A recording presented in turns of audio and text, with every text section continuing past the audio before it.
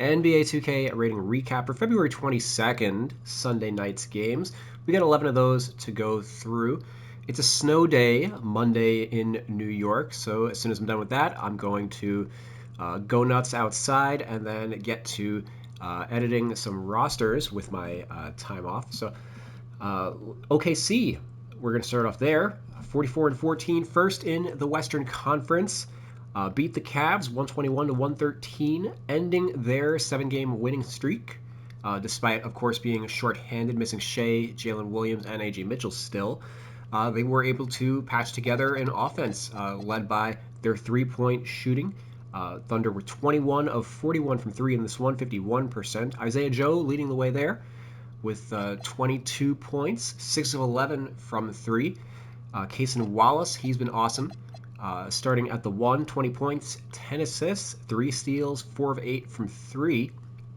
I believe he's a restricted free agent at the end of the year. Oh, no, never mind. He's in his third year, so he's going to command a pretty penny on his extension coming this season. He had 3 steals with 4 of 8 from 3. Chet Holmgren, 17 points, 15 rebounds, 3 blocks, solid double-double. Combating against the Cavs front line of Jarrett Allen and Evan Mobley. They dropped to 36-22. They're now 4th in the Eastern Conference, a game behind the New York Knicks. First loss of the James Harden era. Harden and Mitchell had 20 each. Mitchell was 0 for 6 from 3 to contrast with the shooting of OKC. And Evan Mobley was back in the lineup in this one, but was outplayed by Chet. 15 points, only 2 rebounds to Chet's 15. Atlanta, we're going to go over there. We've got a lineup change. They moved to 28-31 with a 115-104 win over the Nets. Hawks are 9th in the East. Whoops. 3 games behind Orlando, so they have a little bit of ground to make up in the standings if they want to get a full play-in spot. But Risacher came off the bench in this one. Zaccarrie Risacher, former number 1 overall pick.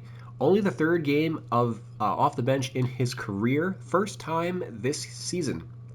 So he finished with 7 points in 20 minutes, kind of as per usual. Did not play in the 4th quarter, so he's not a starter and he's not a closer. CJ McCollum, he's been awesome of late. He moved into the starting lineup, had 16 points, 4 assists, 32 minutes. Nickeil Alexander-Walker, 17 points, 6 assists. And then Dyson Daniels, I moved him over to the 3. 7, 10, and 8 with 3 steals. He can't shoot, but neither can Zaccarrie Risacher, so good move overall to get some more talent in the lineup. Gabe Vincent moved into the rotation as the backup for CJ in this one, so they did run with 4 guards.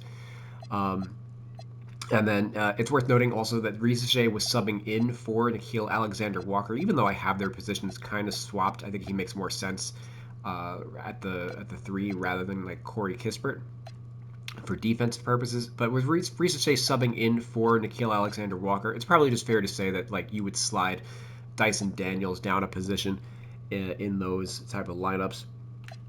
Worth noting, of course, Jalen Johnson led the way with 26 points, 12 rebounds. So we'll see what things look like moving forward. Jonathan Kuminga is still about a week away from returning. I anticipate he would probably impact Risacher's playing time as well, especially now that he is not starting.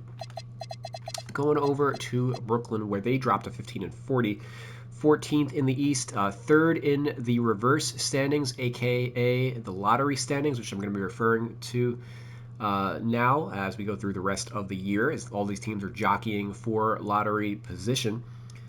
They are a game ahead of the Nets and a game behind Washington for that 3rd in the reverse standings. Nick Claxton made his return, 15-8-5 in 30 minutes. Michael Porter Jr., 18-7-6 in 35 minutes. I respect the ethics, and that's actually playing their guys, because fortunately the rest of their team is not good enough to really get by. Nolan Traore and Yegor Doman, your rookie backcourt. You're not going to win many games in the NBA with one of those. 11 points, 5 assists in 34 minutes for Traore. Yegor Doman, 13 points, 28 minutes. I did notice that Drake Powell's actually been backing up Traore, so I did switch his position. Obviously just more of a 2 than a 1, but the Nets are doing whatever they want in their development season. Toronto, They moved to 34 and 23, fifth in the Eastern Conference, 122 to 94. Manuel quickly leading the way with 32 points, 9 assists. Brandon Ingram with 22. Jakob Poeltl returning to the starting lineup, 6 points, 8 rebounds, 26 minutes. CMB off the bench with 8 points, 20 minutes. So we'll see who's. I'm going to leave that intangibles debuff that I gave to Poeltl. We'll see if he starts again, and then I'll revert him in rating, I guess. But I think CMB overall just had the better season.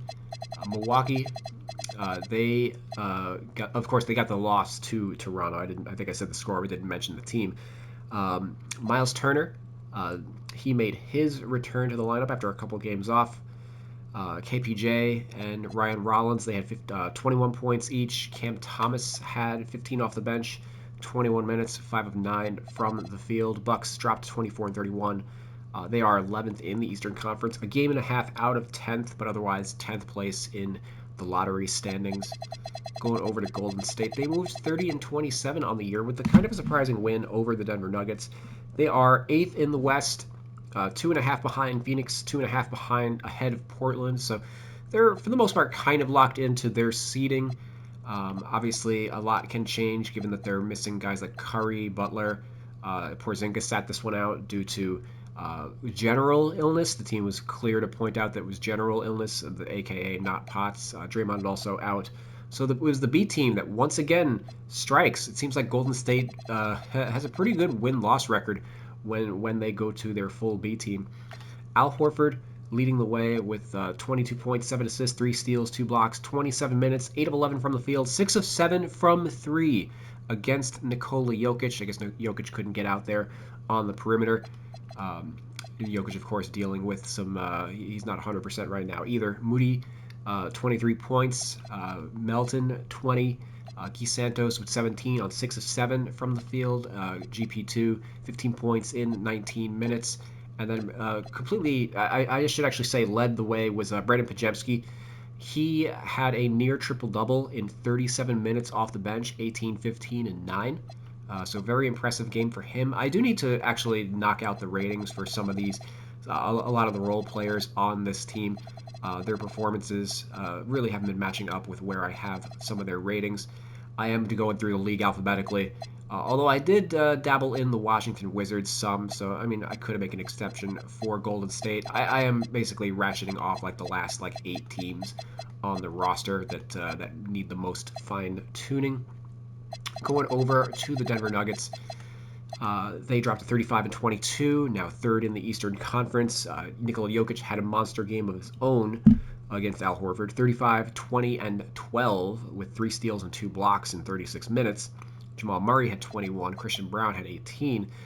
Cam Johnson, though, 1 for 7 from the field in 38 minutes. Just really disappointed this year in the Michael Porter Jr. role. And then the Nuggets defense, he's playing the 4 right now because of the injuries to Aaron Gordon and Peyton Watson. Nuggets defense just not existent in this game. They came in 23rd in defense. It's tough to really take them seriously as a contender.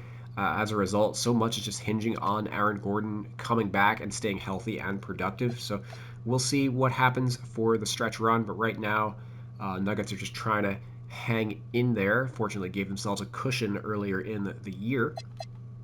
Dallas Mavericks, they moved to 20 and 36. For them, they consider that dropping because they are trying to lose as many games as possible.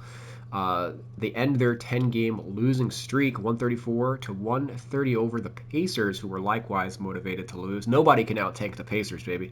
Mavs are 12th in the West, 7th in the lottery standings. Cooper Flagg missed his 3rd straight game, so Chris Middleton once again led the way in the starting lineup. 25 points, 7 rebounds, 7 assists, 11 of 15 from the field, 3 of 5 from 3 in 30 minutes. It was essentially the point forward as they ran into a point guard lineup. Technically, I mean, Najee Marshall's probably the one in those lineups. But probably just fair to say overall that Middleton's in a better position to succeed in Dallas than he was with Washington, playing out of position around a bunch of teenagers. Maybe he can build up a buyout market, but Dallas also sounds like that maybe they want to bring him back, treat him as like their 6th man moving forward. He's a pretty reasonable backup for Cooper Flagg and somebody who could teach him a lot about the mid-range game, etc. PJ Washington also chipping in 23 points. He's been playing a lot better over the last week or so. He's obviously dealt with a lot of injuries this season, so hopefully he's over those. Indiana, 15-43, 15th in the East, second in the Lotto standings.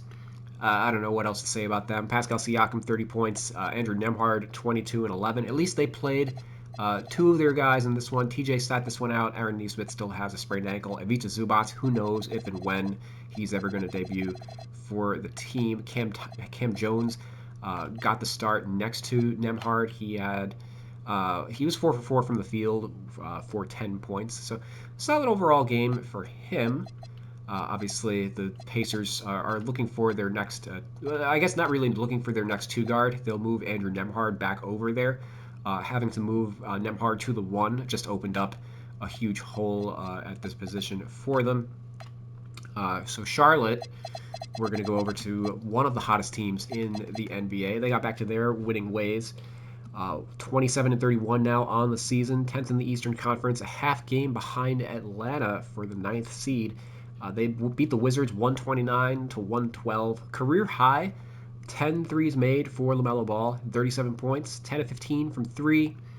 Brandon Miller, 22 points, 5 of 7 from 3. Those guys have struggled in their last couple of games. Of course, it is a lot easier when you are playing a joke team like the Washington Wizards. So Con Knipple, he led the way. I guess technically didn't lead the way, but he's been their most impressive player this year. 28 points. Probably favored for the Rookie of the Year now with Cooper Flagg sidelined down the stretch. Washington, I believe this is going to be the last game of suspension served for Bridges and Diabate, so they should be back in the next one. Washington, they dropped to 16-40, 13th in the Eastern Conference, 5th in the lottery standings. Bilal Coulibaly leading the way with 17 points in 17 minutes. Everybody's still on a minutes restriction in the starting lineup here. I don't know how hard they need to go to really throw these games, but Keyshawn George, 13 points, 18 minutes. Trey Johnson, the one who's actually on a minutes restriction as far as I know, 11 points, 19 minutes. So we had another 34-minute game by Alondes Williams. He had 8 points in this one. He's on a 10-day contract, so I refuse to edit his ratings until he gets a standard contract. And then Tristan Vukovic, he was a DNP in this one, just out for this one. So Anthony Gill got the start at center. Really, they were only big man available to them in this one. Played 31 minutes, Anthony Gill did, but Vuk, he actually got a standard contract, signed a 3-year deal worth $9 million. Third year is a team option, so sounds like second year is guaranteed. And then they let Kadari Richmond's 10-day expire. He was my favorite out of all the 10-day guys that they were given looks at. And then they signed, he's not here yet, but Leaky Black was signed. He was with the Hornets in 2024, so he does have a model that 2K can upload. 2K is behind on their two-way contract guys for whatever reason. Maybe because it was the weekend or whatever, but there's 4 players in the roster who are missing. The 2 guys that were signed on the Clippers, and then Darius Brown in the second on Cleveland, and now Leaky Black on Washington. So I generally don't make caps for those. I just wait until 2K uploads the existing player, and then I just I upload the DNA for that. So apologies, they're taking long, which is why I have also been taking long. Boston, they dropped to, they don't drop, they won this game. 37-19. They are 37-19, second in the Eastern Conference, a game ahead of the Knicks. They beat the Lakers 111-89. Jaylen Brown, 32, 8, and 7 to lead the way. Peyton Pritchard, 30 points off the bench, 10 of 14 from the field, 6 of 9 from 3. So 62 points for their big guns. Lakers, they only got 60 points out of their big 3. So that's going to be hard for them to win when their top 3 guys aren't scoring en masse. Luka, 25, LeBron, 20, Reeves, 15. They are 34-21, 5th in the Western Conference, a half game behind the Rockets. Philly, they moved to 31-26, 6th in the Eastern Conference, with a 135-108 win over the Timberwolves. Joel Embiid missed his 5th consecutive game. Paul George out for his 10th straight. Tyrese Maxey, of course, leading the way with 39 points, 4-7 from 3. VJ Edgecombe, 24 points, 6 of 7 from 3. So he's been a little Buster Boone in terms of his shooting, definitely Boone in this one. Quentin Grimes off the bench, 19 points, 5 of 8 from 3. Oubre, 18 points, 3 of 7 from 3. Sixers overall were 21 of 37 from 3, 57%. Those 4 players accounting for 18 of their makes.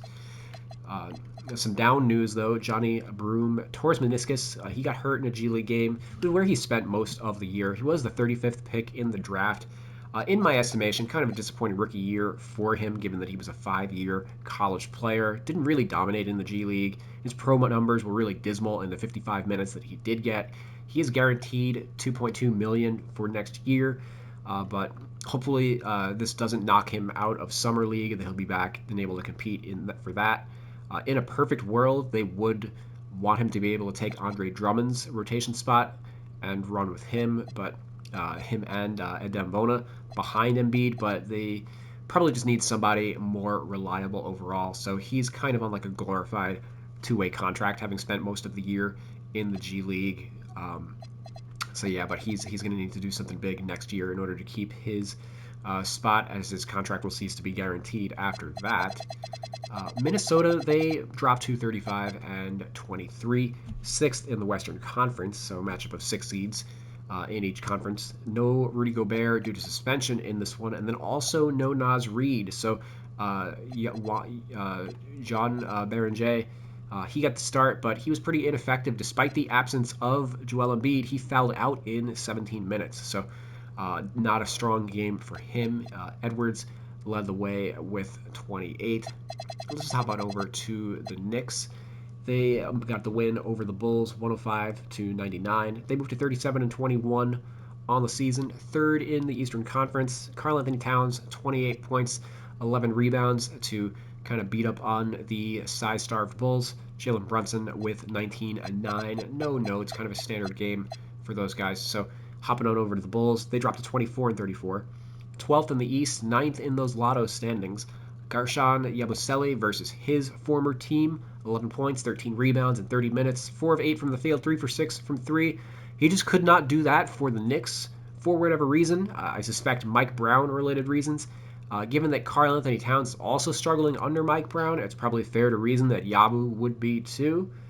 Anthony Simons, for what it's worth, out with a sprained wrist. So that actually clears the guard glut out. So they were without Simons and Jaden Ivey in this one, which actually led to, I didn't give him the second position yet because he hasn't played enough minutes there, but Rob Dillingham did play next to Trey Jones at times during this game, more or less filling in the Simons role. Pulls very quickly becoming short-handed in the backcourt again.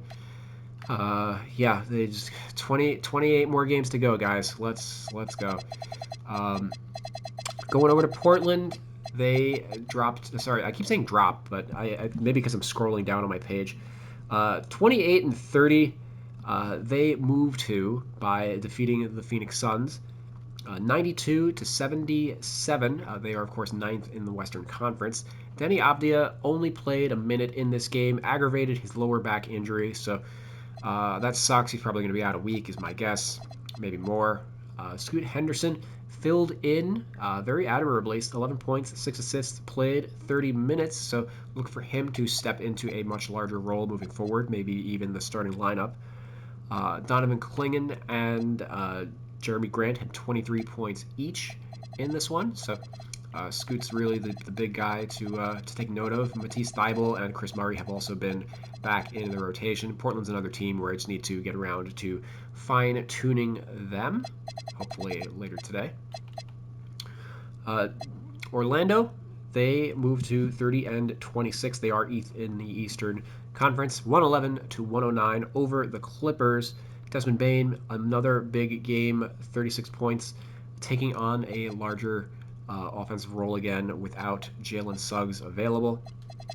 And then the Clippers, 27 and 30, they dropped to 10th in the Western Conference with this loss. Kawhi leading the way with 37 points. Benedict Mathurin still coming off the bench as Kobe Sanders. He started in the absence of John Collins, essentially pushing Derrick Jones Jr. back to the 4. Sanders operating as like the one, the shooting or point guard type, his more natural position.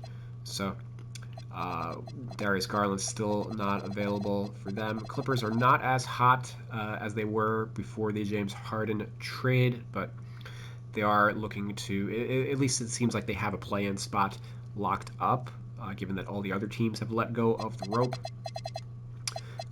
Speaking of teams that have let go of the rope, a little bit of league news is Killian Hayes signed a 10-day deal with the Kings, former number 7 overall pick of the Detroit Pistons. Was on a 10-day, I believe, with the Cavs last year, or he was in camp with the Cavs. I think he was on a 10-day with the Nets, actually. Yep, with the Nets. Okay.